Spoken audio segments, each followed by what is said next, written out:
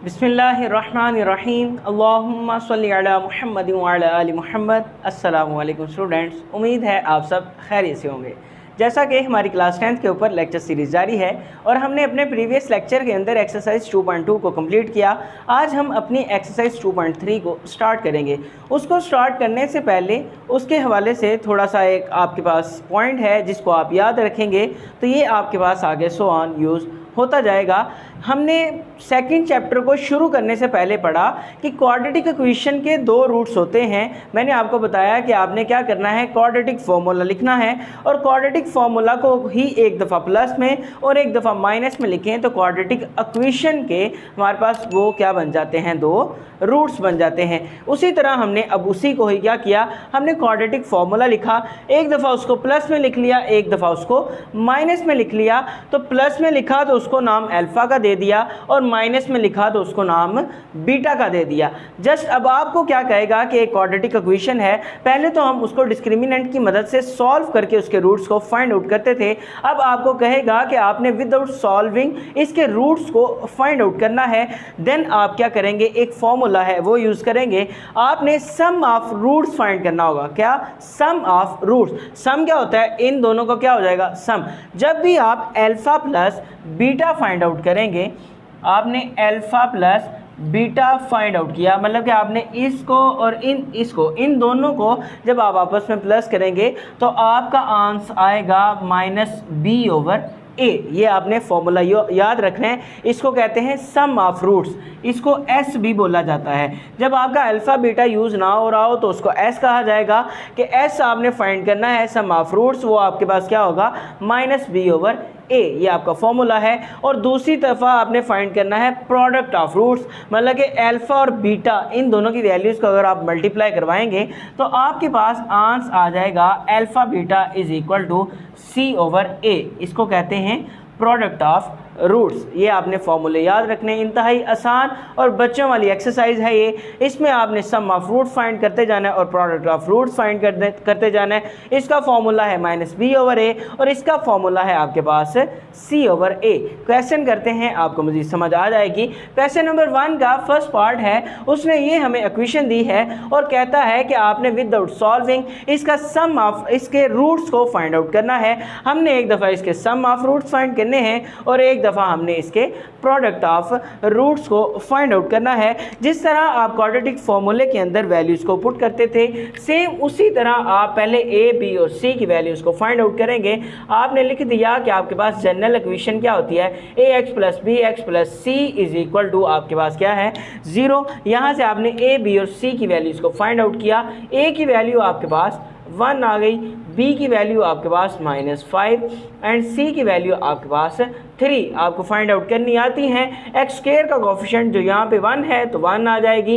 X का coefficient B की value होता है, बी की वैल्यू क्या है, -5, क्योंकि ये प्लस का भी चाहिए तो यहाँ पे जो साइन होगा वही साइन आ जाएगा। इसी तरह आपने सी की वैल्यू को भी फाइंड आउट कर लिया। अब आपने इसके सम ऑफ रूट्स और प्रोडक्ट ऑफ रूट्स को फाइंड आउट करना है। अब आपने क्या कहा कि sum of roots, sum of roots क्या होंगे, ये रूट है हमारे पास अल्फ़ा और बीटा जो है ये हमारे पास रूट्स हैं, उनको हमने अल्फ़ा बीटा का नाम दिया है। तो हमारे पास S equal to alpha plus beta, मतलब कि वो किसके इक्वल होता है, माइनस बी ओवर ए के। बेशक आप खाली एस लिख लें या अल्फ़ा प्लस बीटा लिख लें, इसी का नाम एस है और एस का नाम ही अल्फ़ा प्लस बीटा है। तो हमने क्या किया, या आप इनमें से कोई एक यूज़ कर लें, आप इस तरह कर लें, S is equal to minus b over a लिख लें। इसका मतलब भी सम ऑफ रूट्स है, alpha plus beta is equal to minus b over a कर लें। इसका मतलब भी आपके पास सम ऑफ रूट्स है। आपने वैल्यू इसके अंदर पुट करनी है। आपने क्या किया, S is equal to minus b over a है, बी की जगह आपने माइनस फॉर्मूले का, बी की जगह बी की वैल्यू -5, ए की जगह ए की वैल्यू 1, माइनस माइनस आपके पास प्लस और एस की वैल्यू आपके पास क्या आ गई, 5। ये आपका क्या आ गया जी, सम ऑफ रूट्स आ गया। अब आपने फाइंड आउट करना है product of roots, product of roots. अब सेम उसी तरह इसमें से या आप p यूज़ कर लें या अल्फ़ा बीटा यूज़ कर लें, फाइंड आपका क्या होगा, प्रोडक्ट ऑफ रूट्स, और ये आपके पास इक्वल है c ओवर a के। तो आपने लिख लिया कि p आपके पास इक्वल है c ओवर ए के आपने वैल्यूज़ को पुट किया, सी की वैल्यू आपके पास 3 है ओवर ए की वैल्यू आपके पास 1 है, तो पी की वैल्यू आपके पास क्या आ गई, 3 आ गई। इसी तरह सेम आपने क्या किया, इसका सम ऑफ रूट्स पे फाइंड कर लिया और प्रोडक्ट ऑफ रूट्स पे फाइंड कर लिया। सेम यही बस काम है, आपने क्वाड्रेटिक इक्वेशन में से ए बी और सी की वैल्यूज़ को फाइंड आउट करना है और आपने सम ऑफ रूट्स और प्रोडक्ट ऑफ रूट्स फाइंड करने हैं और ये आपका पूरा पहला क्वेश्चन सॉल्व हो जाएगा। इसके मज़ीद 1-2 पार्ट मैं आपको करवा देता हूँ। इसका थर्ड पार्ट है सेम उसी तरह, आपने पहले इसकी जनरल क्वाड्रेटिक फॉर्म को लिखा और वहाँ से ए बी और सी की वैल्यूज़ को फाइंड आउट किया। तो ए की वैल्यू आपके पास आ गई पी, बी की वैल्यू आपके पास आ गई -q एंड सी की वैल्यू आपके पास आ गई r। अब आपने क्या करना है, सम ऑफ रूट्स फाइंड करना है। आपने लिखा सम ऑफ रूट्स, आपके पास सम ऑफ रूट्स क्या होते हैं, s इज़ इक्वल टू आपके पास होता है -b/a। इसके अंदर आप वैल्यूज़ को पुट कर दें, यहाँ पे लिख लें बेशक, -b की जगह पे -q आ गया, a की जगह पे आपके पास p है, माइनस माइनस प्लस, तो आपके पास आंसर क्या आ गया, आपका सम ऑफ रूट्स जो है वो q/p आ गया। इसी तरह आपने फाइंड किया प्रोडक्ट ऑफ रूट्स, पहले लिख लें, यहाँ पे आपने फाइंड करना है प्रोडक्ट ऑफ रूट्स। आपने प्रोडक्ट ऑफ रूट्स फाइंड किया, वो आपको होता है p इज़ इक्वल है c/a के। c की जगह पे आपके पास वैल्यू है r और a की जगह पे आपके पास वैल्यू है p, तो ये आपका क्या आ गया, प्रोडक्ट ऑफ रूट्स आ गया। ये स्मॉल p है, ये आपका कैपिटल P है और यही आपका आंसर है, ये s था आपके पास। इसी तरह इसका आपके पास फोर्थ पार्ट है, उसे आपने क्या किया, इसको कंपेयर कर दिया इसकी जनरल फॉर्म के साथ और यहाँ से a, b और c की वैल्यूज़ को फाइंड किया। a की वैल्यू आपके पास क्या आ जाएगी, अब इसके अंदर चूँकि small a b c use हो रही है, तो आप इसके लिए क्या किया करें, यहाँ पे कैपिटल A B C को यूज़ कर लिया करें, ax² bx + c आ जाएगा। कैपिटल A की वैल्यू आपके पास क्या आ गई, a + b आ गई।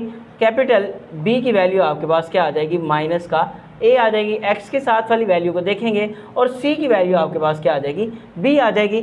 फॉर्मूला हमारे पास क्या था, -b/a की फॉर्म में था।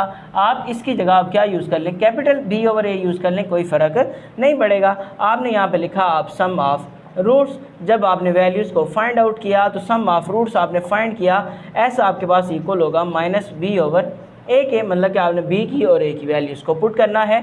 -b आपके पास b की वैल्यू -a ओवर a की वैल्यू आपके पास क्या है, a + b, तो माइनस माइनस आपका क्या हो जाएगा, प्लस। तो सम ऑफ रूट्स आपके पास क्या आ गया, a/a + b।